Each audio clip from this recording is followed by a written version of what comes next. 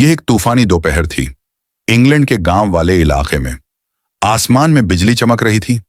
13 साल की अनाया राव, जो बहुत जिज्ञासु और समझदार थी, अपने दादा के पुराने घर के अटारी ऊपर वाला कमरा में चली गई।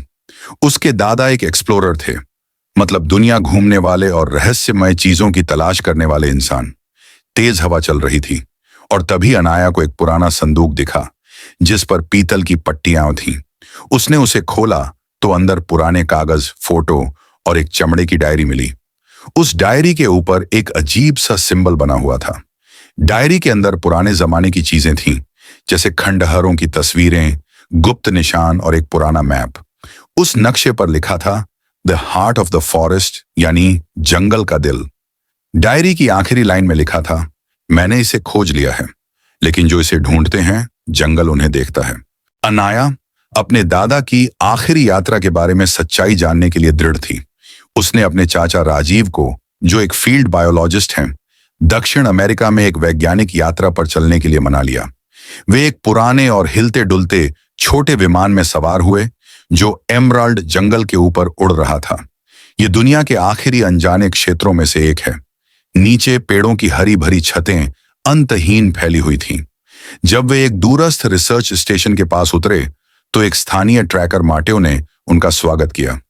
उसने अनाया के नक्शे को बड़े ध्यान से देखा और धीरे से कहा, वह जगह किसी भी नक्शे में नहीं है, केवल यारिकू लोग ही उसके बारे में बात करते हैं।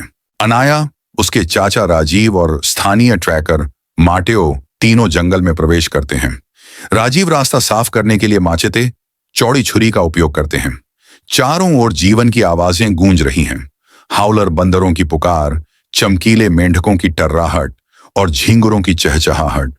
अनाया अपने दादा के नक्शे को ध्यान से देखती है। उसे चट्टानों की बनावट और पेड़ों पर उकेरे गए रहस्यमय चिन्हों से मिलाने की कोशिश करती है।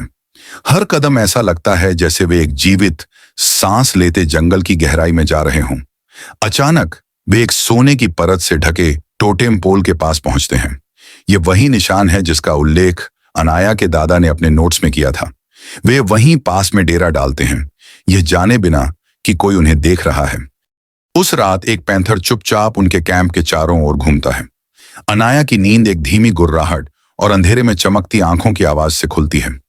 माटेओ एक फ्लेयर जलाता है, जिससे पैंथर डरकर भाग जाता है। फिर वह चेतावनी देता है, जंगल उन लोगों की परीक्षा लेता है जो उसके दिल में प्रवेश करते हैं। यदि आप इसे खोजने के लिए नहीं बने हैं तो आप इसे नहीं पाएंगे। अगले दिन वे एक गड़गड़ाती नदी के ऊपर लताओं से बने एक पुल को पार करते हैं, मुश्किल से खुद को संभालते हुए। नीचे अनाया को चट्टानों के बीच फंसा हुआ एक पुराना जूता मिलता है, बिल्कुल वही मॉडल जो उसके दादा पहनते थे। अनाया, राजीव और माटेओ की यात्रा उन्हें रिवर ऑफ मिरर्स तक ले जाती है, एक शांत चांदनी से नहाया जलमार्ग जो आसमान को शीशे की तरह प्रतिबिंबित करता है। वे एक नक्काशीदार डोंगी में धीरे धीरे बहते हैं। चारों ओर से फुसफुसाती हवाएं उन्हें घेरे रहती हैं। जैसे ही वे एक काई से ढकी चट्टान के पास पहुंचते हैं, पानी में एक भंवर बनता है। नदी उन्हें एक छिपे हुए मार्ग में खींच लेती है, जंगल के रहस्य का प्रवेश द्वार। अनाया, राजीव और माटेओ की यात्रा उन्हें एक रहस्यमय घाटी में ले जाती है जो समय के साथ खो गई थी। यहाँ एक प्राचीन पत्थर का मंदिर छिपा हुआ है जिसे पेड़ों की जड़ों और बेलों ने ढक लिया है। जब अनाया अपने दादा के नक्शे को एक वेदी पर रखती है तो मंदिर की दीवारों पर उकेरे गए चित्र मंद रोशनी में चमकने लगते हैं। मंदिर की संरचना बदलती है, पत्थर खिसकते हैं और एक छिपा हुआ कक्ष खुलता है।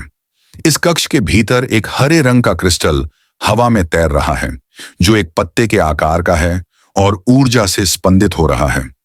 बाहर का जंगल शांत हो जाता है जैसे वह देख रहा हो।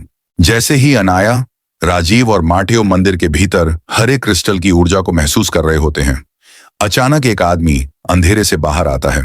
लोगन, एक प्रतिद्वंद्वी खोजकर्ता जिसने उनका पीछा किया था। वह क्रिस्टल को छीनने की कोशिश करता है, लेकिन जंगल अपनी रक्षा करता है। जड़ें उठती हैं, पत्थर गिरते हैं और एक भूकंप मंदिर को हिला देता है। अनाया क्रिस्टल को पकड़ लेती है और माटेओ चिल्लाता है, तुम्हें इसे वापस रखना होगा, नहीं तो जंगल का संतुलन बिगड़ जाएगा। अनाया क्रिस्टल को वापस वेदी पर रखती है और जंगल तुरंत शांत हो जाता है। लोगन गायब हो जाता है जैसे जंगल ने उसे निगल लिया हो।